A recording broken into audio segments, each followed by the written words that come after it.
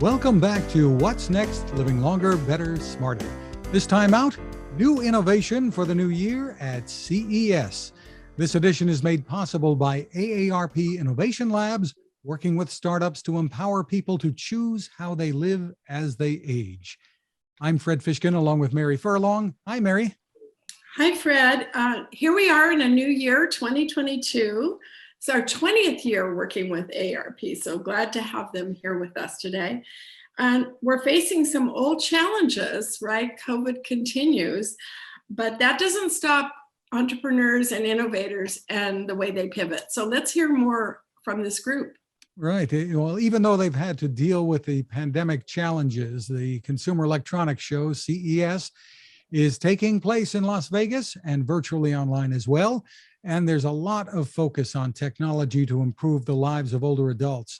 We're very happy to have with us Steve Ewell, Executive Director at the Consumer Technology Foundation, Sasha Spellman, Startup Collaboration Director at the AARP AgeTech Collaborative, Rick Robinson, VP of Startup Engagement at the AARP AgeTech Collaborative, and the Senior Marketing Manager at the AARP AgeTech Accelerator, Christina Tamaroglio. Thank you to all of you. We're going to turn first to Steve. The CTA Foundation, affiliated with the Consumer Technology Association, which puts on CES, has a mission of linking seniors and people with disabilities with technologies that enhance their lives. Tell us a little bit more about it, Steve. Absolutely, Fred and Mary, thank you so much for having me. I'm thrilled to be here and be here in Las Vegas, where we're having the chance to bring CES 2022 back to live and in person and really highlight the work of our foundation as it looks at the technologies that can help people of all ages and abilities live, work, and play independently. So I'm really thrilled. There's a lot of excitement going on here about the different opportunities throughout the week, the different companies that are just thrilled to be meeting back in person and seeing each other and really getting engaged in this space. And then we have activities through our CTA Foundation, such as we do our Eureka Park Accessibility Contest, where we've got 4 companies on the show floor that are highlighting, actually all of them are very interesting technologies for the aging space with Caregiver Smart Solutions, Cosmos Robotics, Pair Suite, and Personal AI. We also have our pitch competition that we're going to do a little bit later this week. And then there's just so much different exciting technologies that are from vehicle tech to phones and tablets to health and kind of across the entire technology industry. There's some great representation here, and we're really excited. This is actually our 10th year with the CTA Foundation. So we're kind of celebrating a big anniversary and looking at how we can continue to make an incredible impact in the lives of the communities we serve. Terrific. And as we look at 2022, the boomers at the top end are 76. So you look at that time period of 76 to 86, and you see that there are inevitable dissidences that happen as you age and a real need for innovation. So let's turn to Sasha. What you're doing with the AgeTech Collaborative is also focused on ideas and products that make a difference. It's so great you have this global platform, and tell us a little bit about it, Sasha. Yeah, well, first of all, thanks again, Mary and Fred, for having us today. How fun to be here with my current teammates and also a former colleague at CTA. So it's great to see you, Steve. We wish we were coming to you live from Las Vegas like Steve is right now, but we opted to focus on a more digital activation for our presence at the show this year. But we're still excited to participate digitally. And one of our major focuses of our activation was going to be, and well, it still will be, on the AgeTech Collaborative from AARP, which is a new platform that's connecting leading age tech startups, the VC community, larger enterprises, and test beds in a new business community that's looking to spark new ideas and really create that home for the age tech ecosystem and ultimately help solve all these really important issues that we all experience as we age. So this past year, we've been really focused on creating the concept for this, platform, building prototypes, getting participants on board, and finally building out the actual platform. So we were excited that we had over 85 participants join this past year. 45 of those are our portfolio startups that Christina is going to talk about a few of those in just a second. And then another half of those 85 are non-startup participants across those other 4 group types. So we're excited to be talking about this as we go into 2022. And the AgeTech Collaborative, for those that do join, is going to provide 3 things. The opportunity to discover innovative AgeTech solutions, ways to connect with the AgeTech community, and finally, the ability to grow your impact as a leader in this space. And that speaks to both as a leader, as a startup, and both up all the way as a larger corporation or enterprise. You've got investors, you've got entrepreneurs, you have incubators like the Thrive Center, so a lot of different constituent groups. Yes, we're excited to see a lot of groups in, and also Mary Furlong, you guys are part of the collaborative as well. So yeah, and we'll continue that momentum as we go into 2022 and adding on more. Yeah, we're very happy to be part of it and be an evangelist for it too. And I also think you're getting global participation. I've had people reach out from the UK yesterday who want to be part. So let's open up a discussion and have some fun talking about some of the new things that we're hearing about at CES. Christina, you can go first here. Give us an idea of what some of the more exciting things are. Absolutely. We were really excited this year. We were able to bring 18 startups with us, along with our CES presence, and a variety of different age tech categories, everything from mobility to smart home tech, even fintech. A lot of health tech smattered in there as well.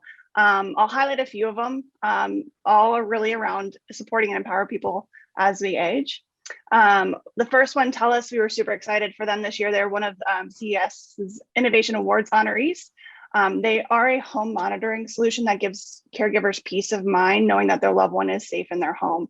It's a really elegant, non-intrusive device that just simply plugs into the wall and gives loved ones the ability to really maintain their independence, but give and help the caregiver keep an eye on things from afar. So it gives them real-time alerts if their loved one hasn't made it back to bed at night, or if there's lack of activity in the room.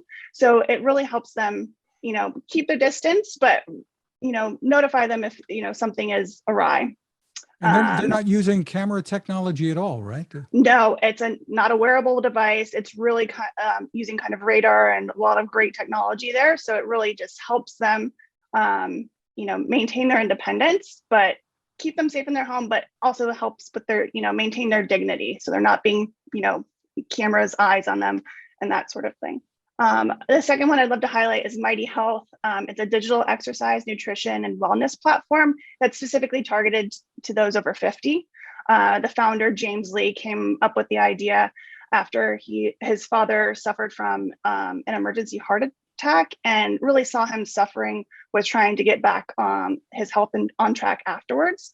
They have a library of joint-friendly workouts. You are paired with a coach who you can communicate via text message, and really helps motivate you and keep you going. They also have nutrition plans, a really robust community to keep folks engaged, and just a lot of relevant content for this audience. And they're doing some great things over there. The last one I'll mention, they just came through our last cohort in our accelerator program, is Dual Devices. Their first product, Next Stride, helps patients with Parkinson's disease overcome freezing of gait. So for those that are unaware, there's freezing of gait is when patients feel like their feet are stuck to the floor and they just can't continue moving forward. So the device attaches to either a cane, a walker, or walking poles. And through a combination of audio and visual cues, helps them break free of that freezing of gait and helps them start walking again. And it's just fabulous technology by the team there. Well, those are really important ideas, ones that we could all use, and I think big market opportunity ahead. Steve, what are some trends that you're seeing? Absolutely. Well, there's quite a few different topics. As you know, there's always a ton going on out here, but some of the new technology areas that we're seeing on the show for this year, food tech, I was walking around that section earlier today, and it's everything from robots that can help to serve your food, prepare your food, other kind of new food related technologies. NFTs is a big topic here, as you hear about those more and more in the news. Space tech is actually an interesting topic here with, we have an entire space vehicle on display here at CES this year. And obviously the metaverse and other topics along those lines are big at the show. One of the interesting things is the Indianapolis Motor Speedway has the Indy Autonomous Challenge. They've been working with students to design autonomous Indy racing cars. And for the first time, they're bringing that to the Las Vegas Motor Speedway, where later this week, they're going to have an autonomous race amongst a number of these cars. So just some really exciting different opportunities. But, you know, a lot of the topics that we're seeing, particularly from the aging perspective, looking at the health space, whether it's companies like Abbott, which is also giving a keynote in addition to their presence on the show floor, BioIntelliSense, Metrics, others along those lines, looking at sleep tech. Sleep Number has a big presence here at the show. A number of solutions along the lines of hearable technology, especially with the over-the-counter hearing aid rules that have been published and are now in the process of getting comments and everything.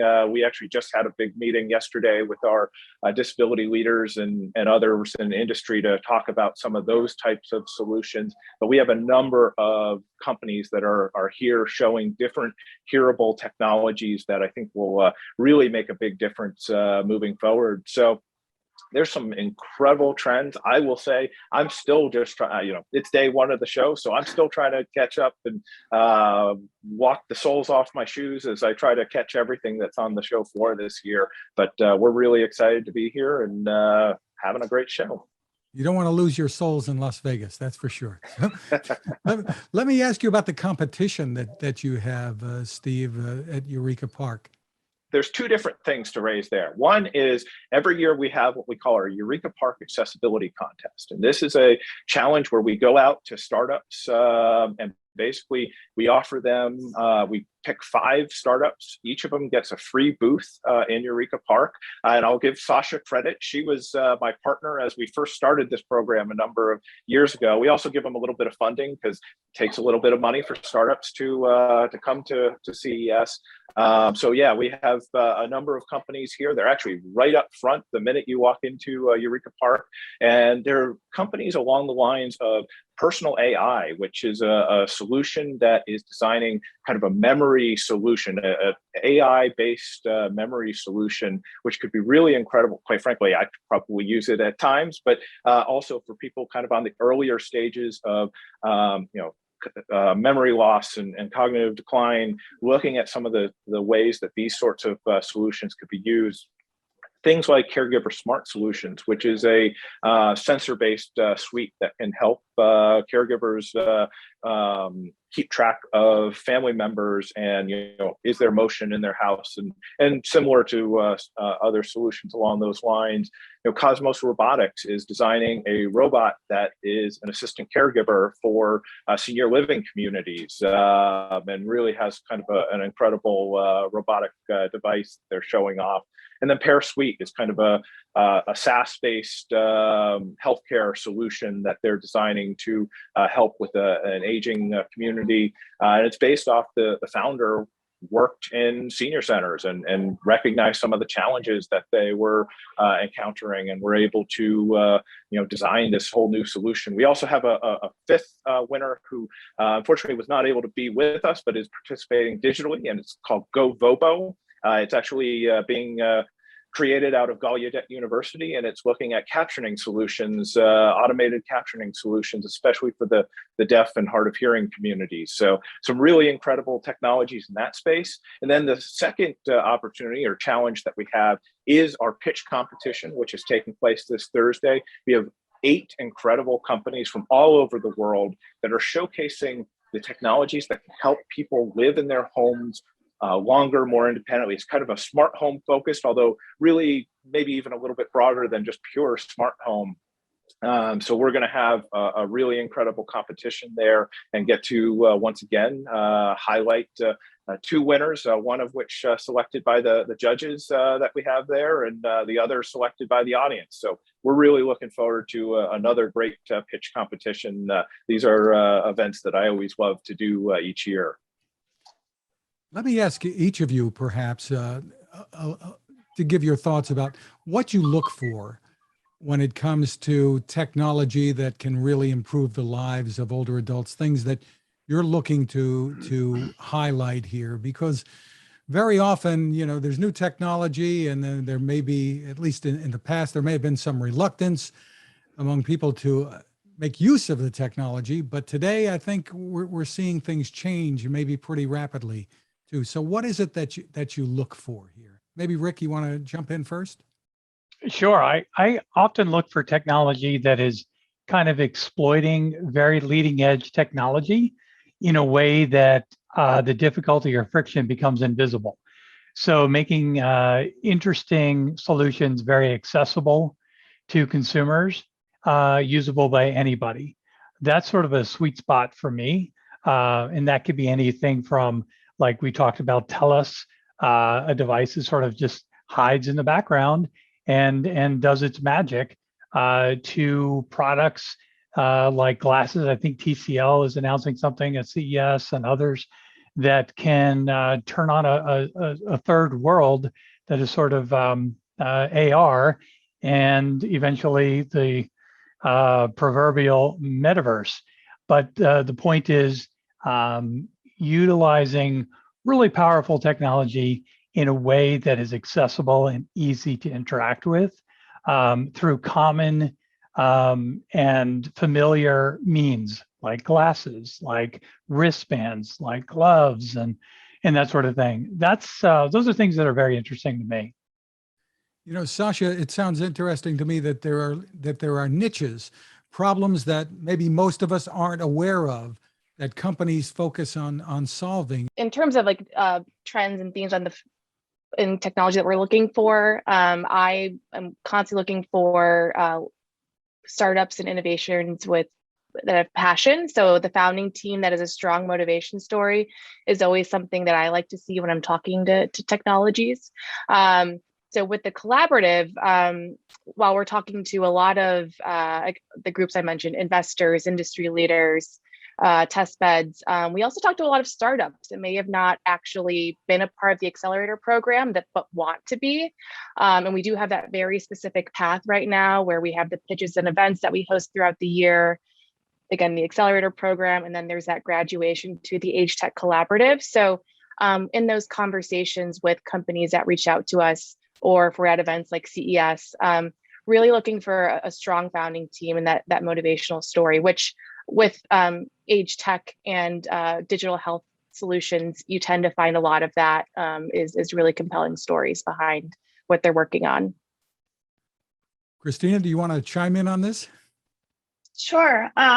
Something that's kind of come more, I guess, dear to my heart is a lot of the caregiving support tools, because it really helps the caregiver manage and give their loved one the independence and empower that loved one to continue living their life without taking a lot of those things away from them, and that they can help age in place. And so there's a lot of really great technology around that, and supporting both ends of that and that dynamic, because that is a tough one, especially as Mary said earlier, like the boomer population it's such a big need at this point in time. Steve, you get such a diverse group of companies that come in there, especially to Eureka Park. They can be really, when you talk about startups, some of them may not have a product finished yet, right? But they have great ideas even. Yeah, we have more than 800 startups on the floor this year, and they all have at least a product. It can't be just an idea, but it is. We have products from all over the world. A lot of country delegations in the show this year, highlighting different startup companies, and it really is a very diverse area. And that's what I'm looking for when I'm looking for technologies in this space, is groups that have not just thought about a solution to a problem, but really engage the older population in that design, in that engagement. And that's one of the amazing things that I know the AARP team is doing with their AgeTech collaborative, is being able to enable some of that testing and program and development. But it really is such an incredible part of the program. And then, I'm always excited for the general consumer technologies that are here. So they may not necessarily be marketed just for an aging population or just for other specific communities, but it's the, same products that, the broad general community wants to use, but also can be really beneficial to older adults, whether it's smart home technology, transportation technology, and really kind of across the entire board and here at the show. I think there are a lot of riches in the niches. And when you hear things like hearing, 1 in 3 are going to have some hearing loss. I think in the 85 plus age group, there's cognition and their mobility. So these are really wonderful solutions. It is a global group, and we're seeing more deal flow come in globally. So we want to thank you all for this great, good work that you do. Let's take a look ahead maybe to the new year and what it's going to bring to the AgeTech Collaborative. Rick and Sasha, I'll let you talk about what's ahead. I'll jump out first. What's ahead is getting more and more companies into our community. We're actively bringing on board, as Sasha mentioned, almost 100 so far, industry leaders, startups, venture capitalists, anybody who wants to be part of the AgeTech ecosystem or learn and get more smart about it, because as we all know, this is an $8 trillion market. And we're finding just in the past year, particularly, that a lot of people who hadn't paid a lot of attention to this space are waking up to it, product makers, marketers, and we want to just be there to help them do it. So this community is going to be all about building critical mass inside of the community. And it's large part what Sasha's working on. And a major part of what Christina's working on is running the accelerator program we've got. We've got a holistic program at the Innovation Lab, from pitch competitions to find companies to our accelerator, where we make them smarter and they graduate into our collaborative, where we hope we can connect them maybe with venture capitalists, maybe with industry for deals.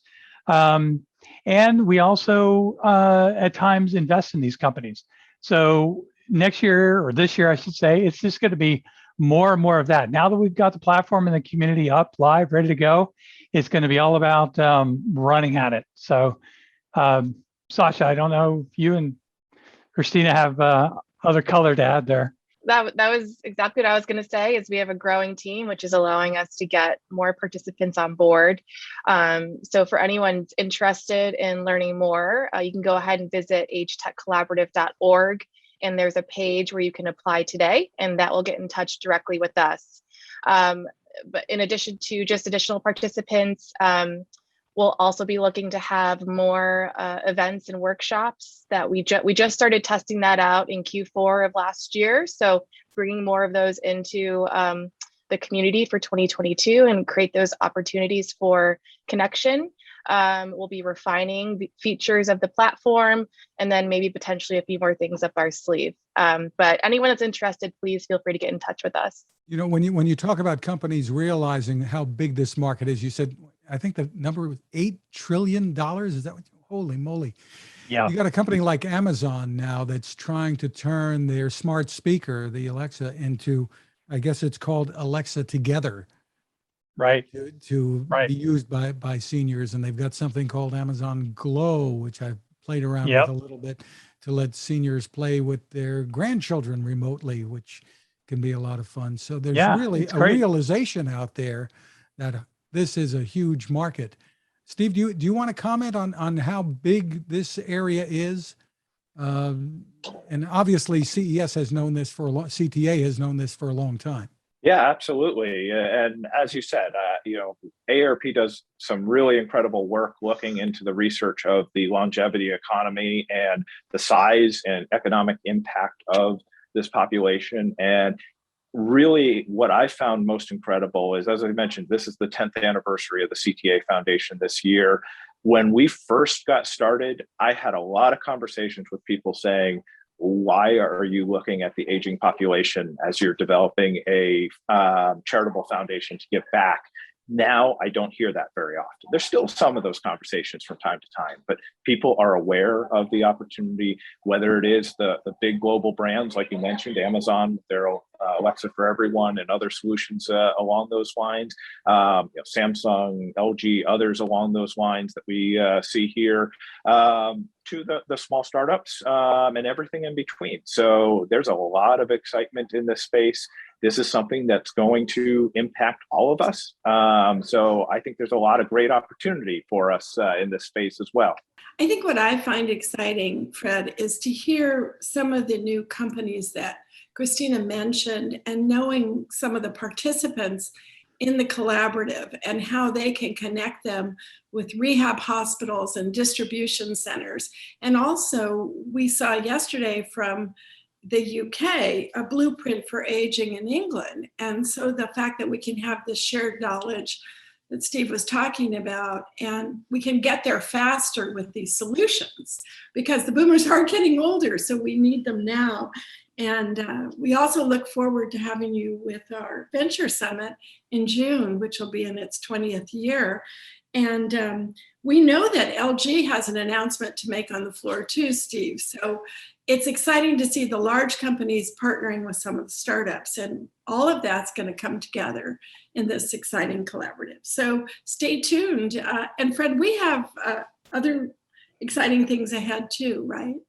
We sure do. We have many great things to come this year with the podcast.